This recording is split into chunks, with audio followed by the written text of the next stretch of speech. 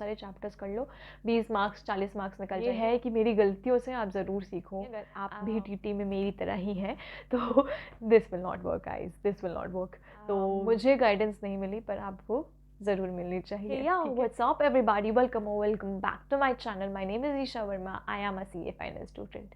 तो मैंने इस वीडियो में सोचा है to share with you the reason why I did not clear my group 2 CA final इस attempt and अगर आपने मेरी मार्कशीट देखी होगी तो you might have like known कि the only reason, the main reason, the core reason is DT, right? and सबकी life में एक वो सब्जेक्ट होता है, एक वो चीज़ होती है जिसमें वो ऐसे होते हैं they're like इससे just we want to go through it, done with it, and वो सब्जेक्ट मेरे लिए हमेशा से DT रहा है। and द पॉइंट इज़ मैंने स्ट्रैटेजी फॉर्मुलेट करी थी to score just 40-45 marks in DT last attempt, but that strategy did not work. तो मैंने सोचा कि क्यों ना वो स्ट्रैटेजी आप तक पहुंचा दूं, ताकि अगर आप ऐसा करने का सोच रहे हैं तो एक बार अपनी स्ट्रैटेजी को दोबारा से मॉडिफाई कर लें एंड ऐसा ना करें, because this doesn't work, right. तो मैंने जो स्ट्रैटेजी फॉर्मुलेट करी थी that was like international taxation comes for 30 marks, right. तो मैंने सोचा इंटरनेशनल टैक्सेशन को अगर हम अच्छे से करते हैं 30 में से 20 मार्क्स स्कोर कर सकते हैं, राइट। एंड DT को मेन चैप्टर्स कर लेते हैं, जैसे कि मैट कर लेते हैं, सेलेक्टिव चैप्टर्स कर लेते हैं, राइट, चैरिटेबल ट्रस्ट कर लेते हैं, एंड एक दो और ऐसे ऐसे चैप्टर्स थे, AMT, TDS, ऐसे छोटे छोटे चैप्टर्स कर लेते हैं तो 20 मार्क्स वहाँ से निकल जाएंगे। And overall this covers about like 50% of the syllabus and I'll get done with 45 marks easily, right? But this did not work. The reason is international taxation से जो चैप्टर्स थे DTAA, ठीक है, ट्रांसफर प्राइसिंग, इसके questions ना थोड़े से अलग टाइप के थे। मतलब जो क्वेश्चन पेपर मैंने देखा था तो उसमें एक एक्सचेंज रेट का भी दे दिया था, तो मेरे को समझ नहीं आ रहा था कौन से डेट का एक्सचेंज रेट पे इंडियन करेंसी को कन्वर्ट करना है, ठीक है, बिल्कुल समझ नहीं आ रहा था। उसके लिए ऑलरेडी मैंने देखा था कि ऐसा एक लिस्ट है कि डेट देखो कि कौन से डेट पे कन्वर्ट करना है, बट एग्ज़ाम के टाइम पे मैं फिगर आउट नहीं कर पाई। अब ये प्रॉब्लम है कि अगर आपने सही एक्सचेंज रेट चूज़ कर लिया तब तो आपको पूरा आंसर सही, और अगर आपने गलत एक्सचेंज रेट चूज़ कर लिया तो पूरा ही आंसर गलत। तो मेरे हिसाब से मैंने तो गलत एक्सचेंज रेट चूज़ किया था एंड दैट इज़ वाई पूरा DTAA का क्वेश्चन मेरा रॉन्ग हो गया।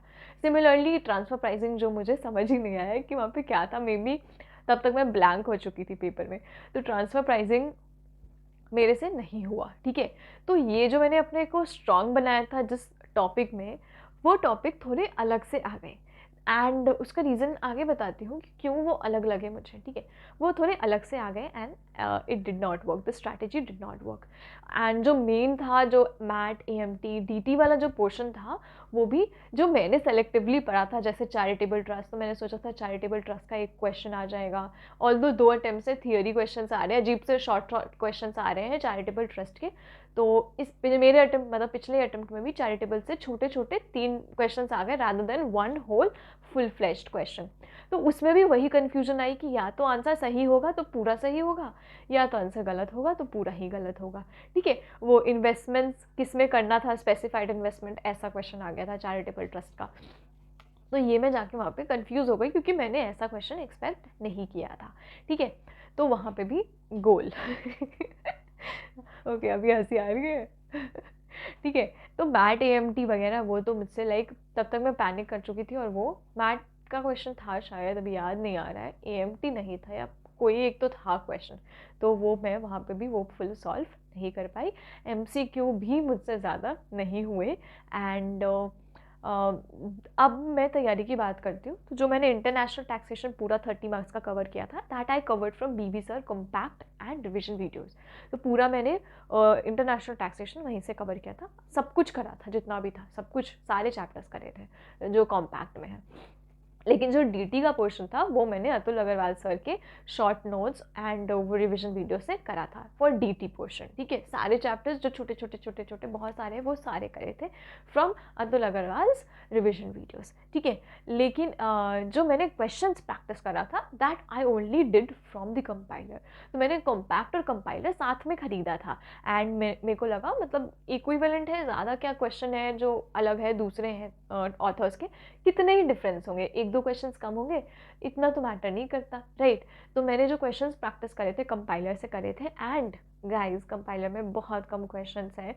तो अगर आप सोच रहे हो कंपाइलर से प्रैक्टिस करना, तो आई वुड सजेस्ट कि नहीं करना। रादर अतुल अग्रवाल की क्वेश्चन बैंक आप चूज़ कर सकते हो, या फिर कोई और टीचर की भी आपको प्रेफर करना है तो आप कर सकते हो। बट मेरे हिसाब से मैंने जब कंपेयर किया अतुल अग्रवाल का question bank with the number of questions that were there in the compiler, तो बहुत कम थे।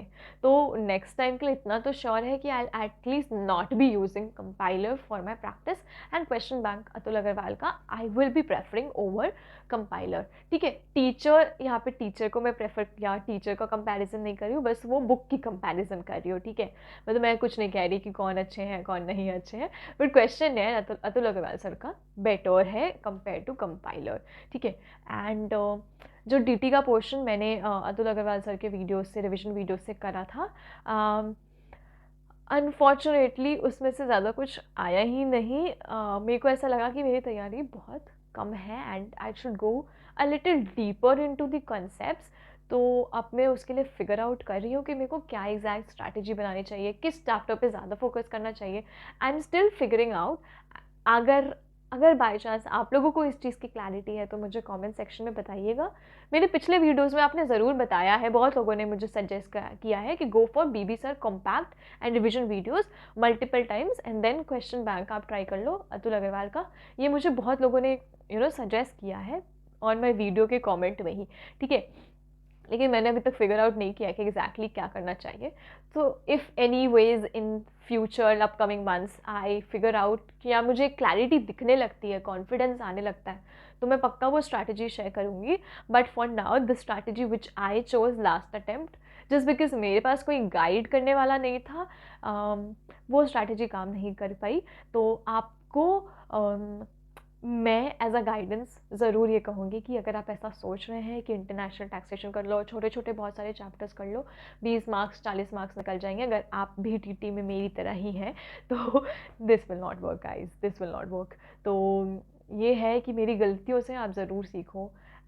मुझे गाइडेंस नहीं मिली पर आपको ज़रूर मिलनी चाहिए। ठीक है, तो या that's the end of the video. I'll come up with various other videos on my channel every time.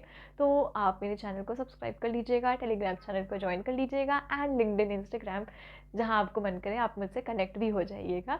I reply to everyone's messages and comments भी, शायद कमेंट्स नहीं, comments I sometimes miss out, but messages I reply to everyone. Okay, bye.